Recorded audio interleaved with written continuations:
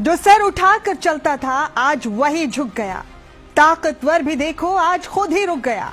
आप समझ तो गए ही होंगे कि आज मुझे आपसे क्या बात करनी।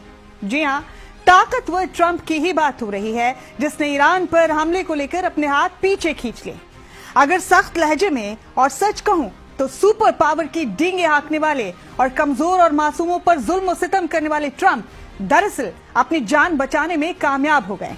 दुनिया इसे कुछ भी कहे, लेकिन मेरी नजर में सुपर पावर की धौस जमाने वाले ट्रंप ने मौला अली के आशिकों की जमात की रहबरी करने वाले, फौलाद का कलेजा रखने वाले आयतुल्लाह खामनेई के आगे लड़ने से पहले ही घुटने टेक दिए और ईरान ने दुनिया को ये पैगाम दे दिया कि जब अवाम और रहबर एक ही सफ में खड़े हों तो दुनिया की कोई ताकत उस मुल्क के निजाम को नहीं हिला सकती। आपको याद होगा कि आयतुल्लाह खामनेई ने व्हाइट हाउस और तेल अवीव को खास पैगाम भेजा था कि ईरान पर कुछ भी हिमाकत करने से पहले खैबर और करबला की जंग और उसके नताइज को सलीके से पढ़ लेना और अपने जहनों में उतार लेना। उन्हीं मर्द मुजाहिद शेरों का लहू ईरान की रगों में दौड़ता है और तुम्हारा भी वही हश्र होगा जो तकब्बुर और गुरूर में चूर फिरौन, नमरूद और रजा शाह का हुआ था। उन्होंने आगे कहा कि हमारे ईरान में लोरियां नहीं बल्कि करबला सुनाई जाती।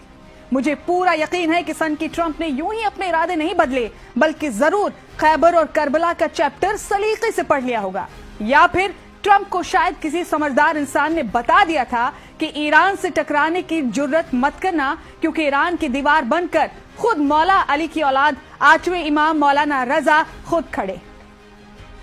बहुत से सरफिरों का ख्वाब था कि ईरान अब कुछ दिनों में खंडर बन जाएगा। कम अकल ना समझ ये भूल गए थे कि खंडर तो करबला भी बन गया था, लेकिन आज भी वहां परचम हुसैन का झूल रहा है। इसी तरह अमेरिका के कितने सदर ईरान को मिटाने का ख्वाब लेकर आए और चले गए, लेकिन मर्द मुजाहिद मौला अली का आशिक आयतुल्लाह खामनेई आज भी न सिर्फ खड़ा है बल्कि दौरे हाजिर के यजीदों, फिरौनों और नमरूदों को ललकार रहा है।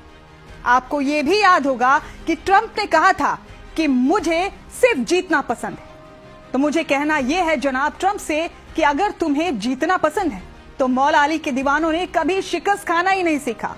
ट्रंप अच्छी तरह समझ गए हैं कि जो खैबर मिसाइल कतर में उसके सबसे बड़े एयरबेस को उड़ा सकती है, उसे व्हाइट हाउस तक पहुंचने में देर नहीं लगेगी। खैर, ट्रंप को अपना हश्र फिरौन और नमरूद की तरह होने से बचाने के लिए खूब सारी मुबारकबाद। और हाँ, एक मुबारकबाद इजाफी भी कबूल करें ट्रंप साहब, और वो दुनिया को ये बताने के लिए कि बेशक खामनेई मिट्टी के बने घर में रहते हो, उनके घर की दीवारें बेशक कच्ची मिट्टी की हैं, लेकिन उनका कलेजा फौलाद का है।